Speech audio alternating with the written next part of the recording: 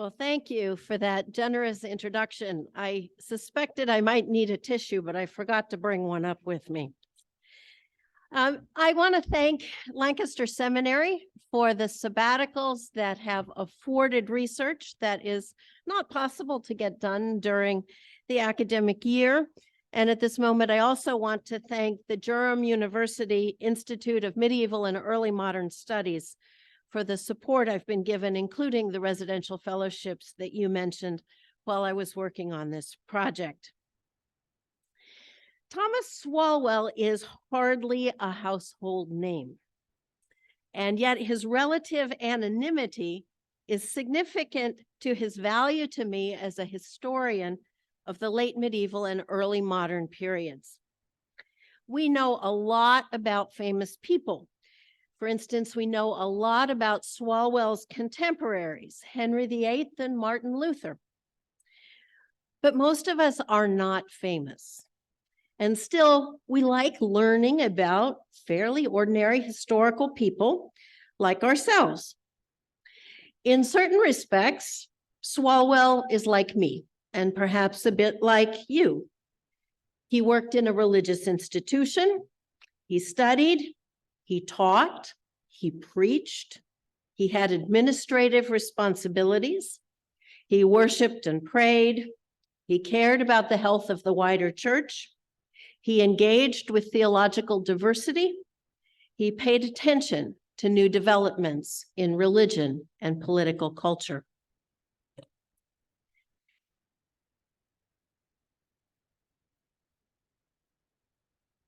Clicker, click. It's on.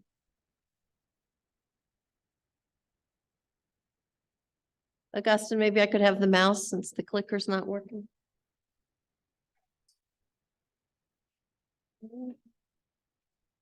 I don't think that's the issue. Nope, it decided to go several slides. All right. Okay, here's where I want to be. So there were plenty of people like Thomas Swalwell in his time and place. Benedictine monks in England on the eve of the English Reformation.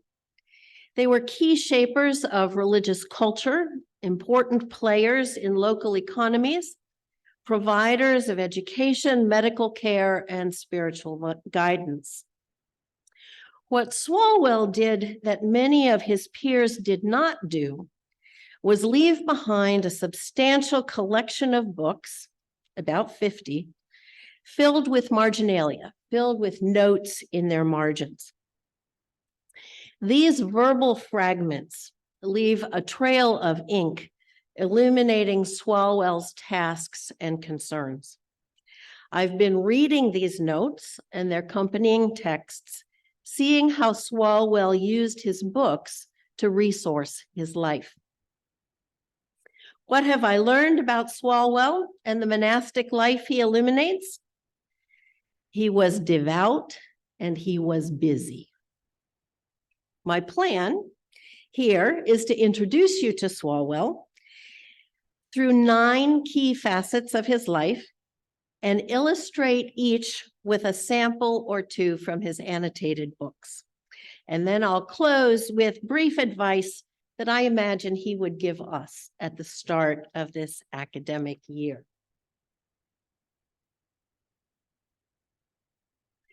So, first and foremost, Swalwell was a monk. As a young man in 1483, he entered the Benedictine Priory of Durham in the northeast of England, taking vows of stability, obedience, and commitment to the mores of humility. A thumbnail sketch of ideal monastic life is found in the Constitutions of Otto Bono, included in a volume of canon law that Swalwell purchased in 1519. Swalwell augments a printed marginal note, 3 things form the substance of religion, by adding, other things are accidents, and take note T. T seems to refer to Thomas himself here and in various other places. The substance of religious life is given as obedient humility, the abdication of property, and the keeping of charity. Humility is the key monastic value, and Swalwell has many notes in many books about the cultivation of humility, drawing out intertwined strands of self-knowledge, self-judgment, and generosity toward others. One aspect of the humble way of life was chastity. We heard just a moment ago about investing all in the treasure hidden in the field. One of Swalwell's commentaries on the Gospel of Matthew interprets this treasure as virginity hidden by humility in the field of the flesh, purchased by those in cloisters. And Swalwell pens a note, thus buy the kingdom of heaven. Charity was, in the sense of loving God and one's neighbor, was clearly desired, but sometimes hard to achieve. For example, in a work for spiritual formation of monastic novices, Swalwell comments, against the one insulting or offending you, where the text compares a troublesome monk to one trying to provoke a dog, trying to get it to bite you. The abdication of property, the third item Otto Bono mentioned, was more ambiguous for Swalwell. He lived quite a comfortable life with warm robes and good food. And his notes show some anxiety over the disparity between the Benedictine rules mandate of a simple vegetarian diet and contemporary practice. For instance, he asks in a note whether the abbot and monks eating together on account of guests can eat meat. And then again, it is asked whether they can eat sea whales.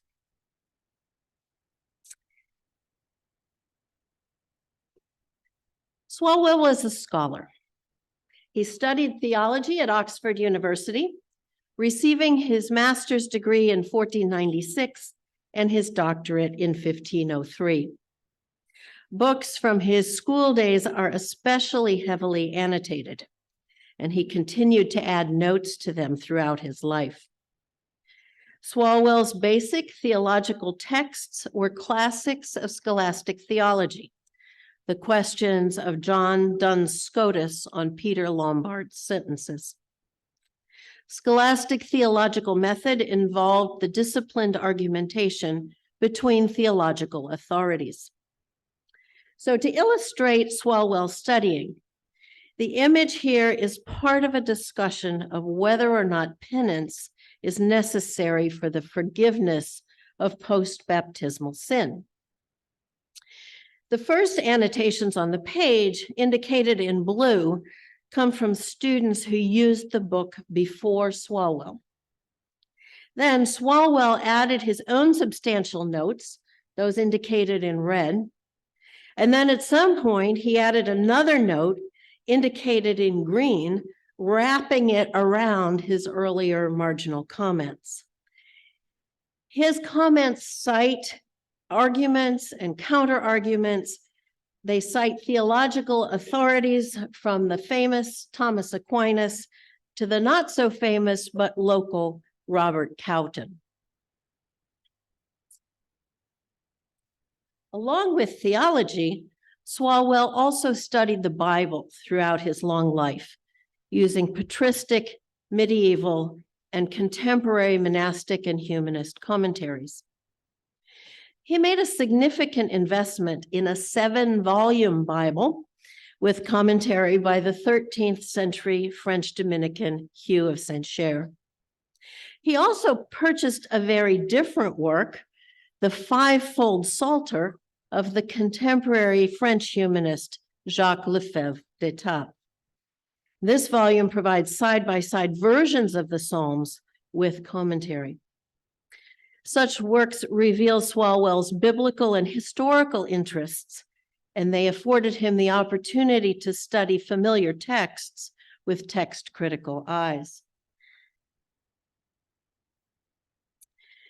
Swalwell was also an administrator. He was given administrative tasks starting from the time when he was a student. He was the bursar and then warden of Durham College at Oxford. And then back in Durham, he was the chancellor. That meant he oversaw the library. He was the terror. He was like the real estate manager. He was the guest master, and he was the almoner. And as the almoner, he had the oversight of a school for boys, oversight of 4 hospitals, and regular distributions to the poor. These tasks are illuminated by notes of practical import, especially in books of canon law. So as an example, let's consider the collecting of tithes, revenue vital to support the clergy, maintain church buildings, and provide alms for the poor. Swalwell illustrated 3 copies of William Linwood's commentary on English canon law, known as the Provincial. In the sections on tithes, Swalwell devoted much of his attention to sheep and wool, an important local industry. His notes include basic expectations, such as concerning the paying of tithes, and a tithe is to be paid from the wool of sheep, rabbits, goose down, goats, and animals with woolly skins. He also makes notes on some of the practical complexities involved. Concerning 10 lambs or sheep jointly owned by several people that ought to be tithed. How the tithe is to be paid for animals pastured in different parishes. And given that there were different kinds of assessment, he notes tithes of animals, whether they are pradial or personal or mixed. The classification would determine the net revenue. So Swalwell also notes how the curate can settle up with those who ought to tithe. The ongoing responsibilities given to Swalwell suggest that he was good at managing such sensitive negotiations.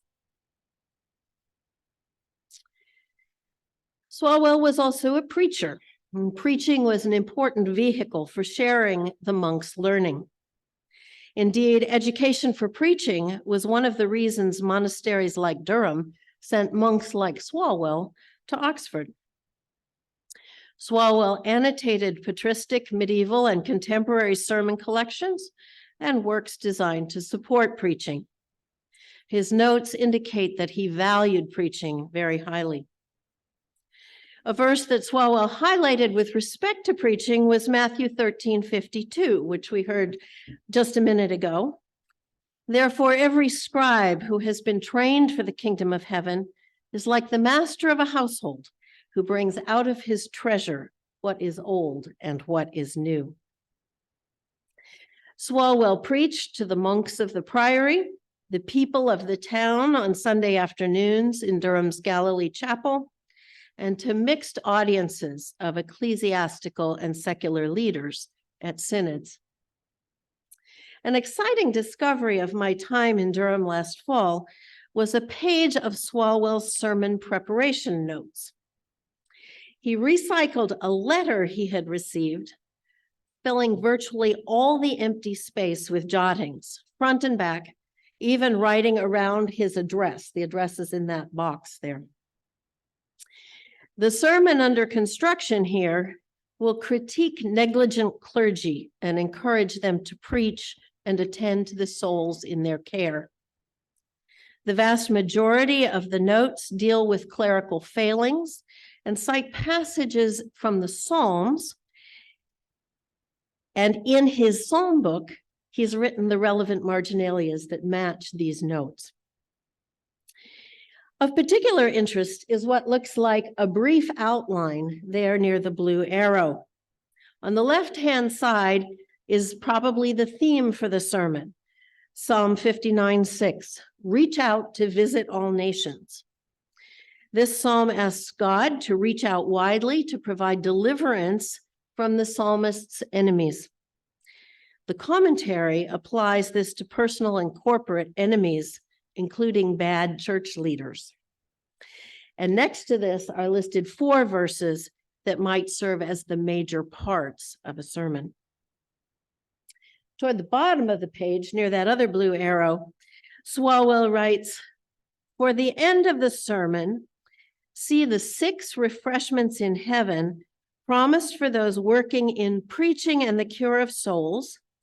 See Dormi Secure, Sermon 26 on the dispersion of the apostles.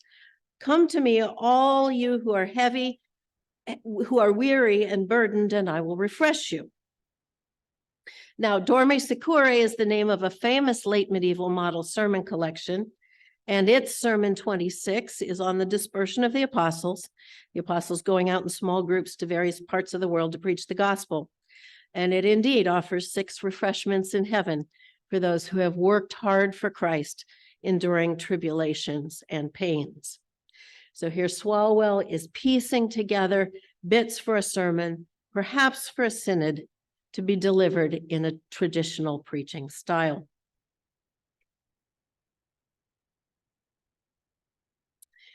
Swalwell the educator. Education happened both formally and informally within the priory community. Well educated himself, Swalwell contributed in 2 major ways. He oversaw the almonry school in his role as almoner, a position he held for 12 years. And he also taught other monks within the community on an ongoing basis. The almonry school taught basic subjects to boys who lived on the priory grounds, as well as boys from the town and the sons of local gentry. Swalwell was not the classroom teacher, although he was responsible for hiring the teacher. In Swalwell's marginalia, we may see him seeking out pedagogical guidance and material suitable for instruction in the school. Both Latin and English were used in the schoolroom. Bartholomeus Anglicus's Of the Properties of Things is a small encyclopedia in Latin, and Swalwell has glossed it in both Latin and English, enhancing its accessibility. Here is the chapter on England, a topic of relevance to young students. Swalwell provides both interlinear and marginal notes. His first annotation there is a cross-reference. See below chapter 28, referring to the chapter on Britain. As Bartholomeus explains that England is an island surrounded by the sea, separated from the orb of land, that is Europe, and long ago called Albion due to its white sea cliffs, Swalwell notes, set apart from the round in Latin and rocks in English.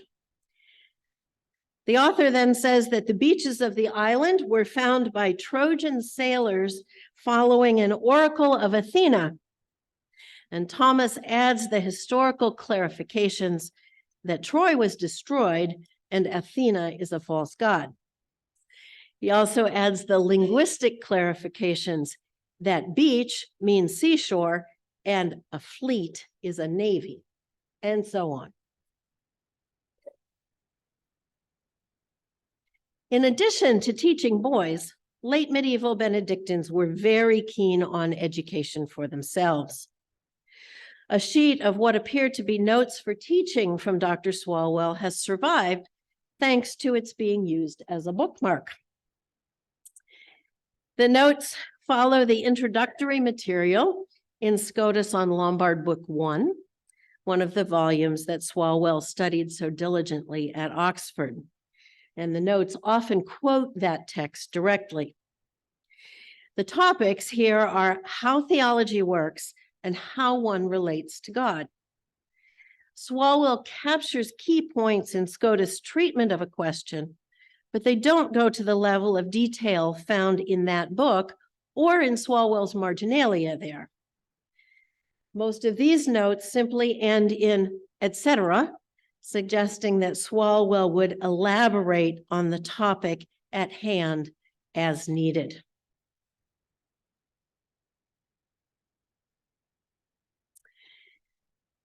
Swalwell is known as a man of prayer.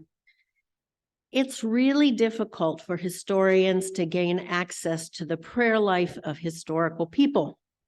although marginalia in books used in prayer can offer some sense of immediacy to readers. On this pervasive topic, Swalwell very often makes use of direct address in his notes, giving himself or another reader targeted advice. So here is a short section from Bernard of Clairvaux entitled On Prayer and How to Pray. It begins with a definition. Prayer is devotion of mind, that is, a turning to God through a pious and humble affect. Swalwell underlines pious and humble and writes, look here so that you may pray fruitfully with exemplum and take note always. Bernard asserts that humility comes from awareness of one's own weakness, while piety comes from consideration of God's mercy. Nothing moves God to mercy more quickly than a soul turned to him in total devotion. The exemplum mentioned here, or the hortatory story, has Bernard saying that you should imagine yourself taken up and placed before the majesty of God on God's lofty throne, served by thousands upon thousands. Trouble staying focused in prayer and disappointing outcomes are significant personal and pastoral concerns that appear in Swalwell's marginalia. For example, in a work for preachers, Swalwell writes, examples in which it is clear that God does not always give everything requested. And he writes, take note where the text assures that God will forgive you if your mind wanders while you're praying, if you quickly ask for forgiveness, but not if you start chatting with someone else. And he adds, against those who are scrupulous over the wandering of the mind, as the author teaches that the devil uses the fear of wandering minds to keep people from praying. Swalwell was remembered in the late 16th century, decades after his death, as a man of prayer. The anti-Protestant text, The Rites of Durham, which remembered the good old Catholic days, reports that Dr. Swalwell had a favorite altar in the cathedral, graced by an image of the crucifixion, probably with Mary and John standing beside it, where he often went for prayer. That particular altar and image are no longer in existence.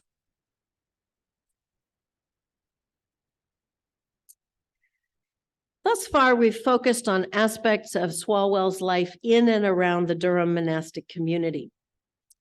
But Swalwell was not living in isolation. He was aware of the world around him. He recognized the need for the church to do better. He knew that the world contained non-Christians and Christians who understood the faith quite differently than he did. And so our final three sections here will reflect Swalwell's more outward gaze. Swalwell cared about the church's vitality and was willing to criticize its failings. He has notes pertaining to parish priests, but prelates get more ink. The distress of the sheep is the fault of the shepherds. Swalwell wrote this well-known maxim in Hugh of St. Cher's commentary on Matthew 9:36. Jesus, seeing the multitudes, had compassion on them because they were distressed and lying around like sheep without a shepherd. Throughout Swalwell's marginalia, faulty prelates are excoriated for greed, for abuse of power, for investment in things of this world, for their failure to preach, teach, visit, and care for those in their charge. While prelate can refer to anyone in ecclesiastical leadership, it most often refers to bishops and archbishops. Cardinal Thomas Wolsey, Henry VIII's Lord High Chancellor, was Bishop of Durham from 1523 to 1529. It's tempting to think that Swalwell had a prelate like Wolsey in mind when he critiqued those who build beautiful palaces, etc., from the riches of others taken unjustly. Wolsey never visited the Diocese of Durham, despite being its bishop, but he did have the great palace of Hampton Court built for himself.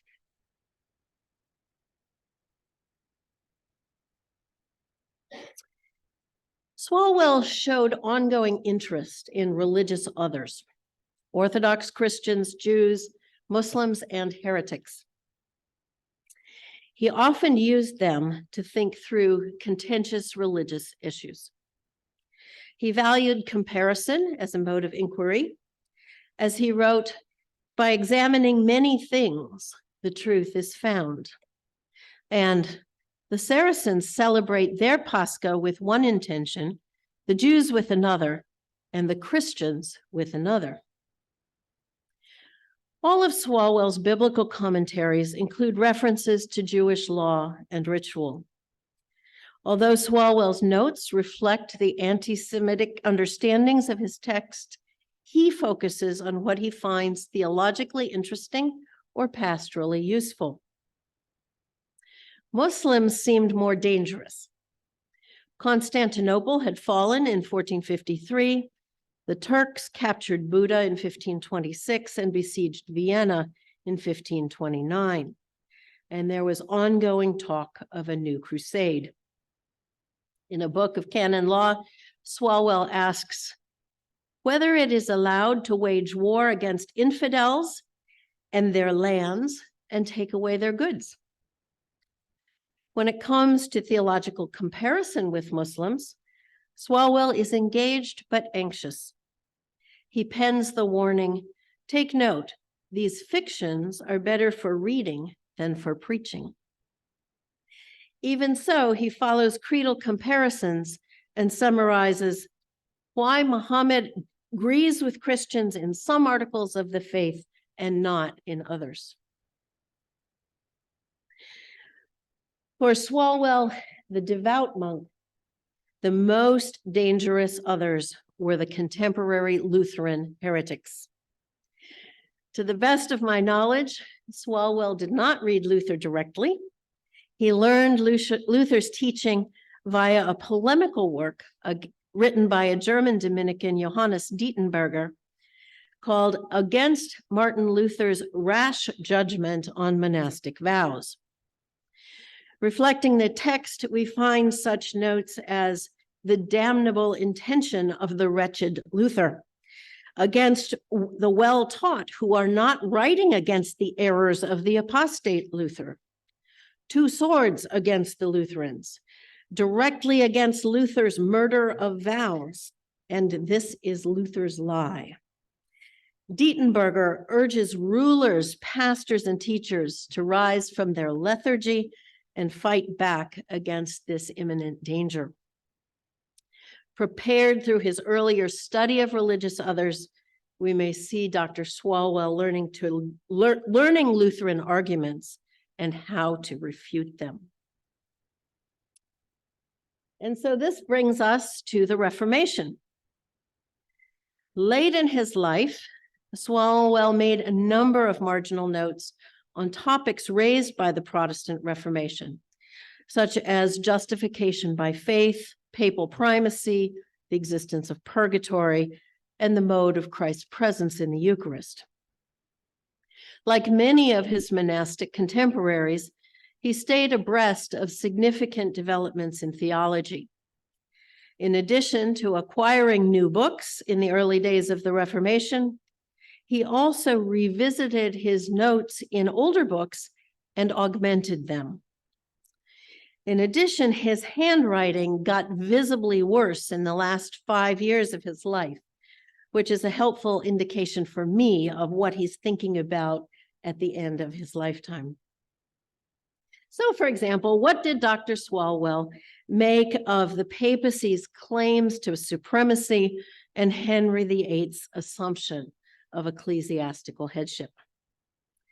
For many years, the papacy seems not to have been an important topic for him. For instance, in his annotations in his 7-volume Bible on Matthew 16:18, "You are Peter, and on this rock I will build my church," Swalwell simply underlines that Peter is derived from rock in Latin and Greek, while in Syriac the name is Cephas. His interest in this passage, however, increased in the last years of his life. The French humanist Jacques Lefebvre d'Etaples was the most Protestant of Swalwell's authors. In Lefebvre's discussion of Jesus' word to Peter, Swalwell writes, "The revelation to Peter was made by God the Father." Here, Lefebvre argues that God revealed to Peter that Jesus was the Son of God. So God, not Peter, is the key actor. Simon thus got the nickname of Peter because of this rock-solid confession of the truth. And Swalwell comments, "From the confession of the rock, that is, of Christ, he received the name Peter." Peter is not the rock himself. He, in fact, is soon to be called Satan by Jesus. And so Swalwell notes, Peter is not to be called the rock. Rather, Peter is the name for the true rock, Christ. Such rethinking of traditional interpretations may have given Dr. Swalwell a welcome theological opening in the midst of competing religious claims. Swalwell died just a few months before the dissolution of the priory in 1539. His marginalia show him looking to the power and wisdom of God for consolation in trying times. Some of these notes are clearly distinguishable in his old hand. In a gospel commentary by Dennis the Carthusian, one of the last books Swalwell acquired, he writes, "Against adversities, lest they disturb us." The text here discusses Jesus as the Good Shepherd, who says in John 10:28, "And I give them eternal life, and they shall not perish for eternity, and no one shall seize them from my hand." Dennis acknowledges that all who seek to follow Christ will suffer persecution, yet all things work together for good. Dr. Swalwell, a learned and devout monk, ultimately trusted God in the face of religious turmoil.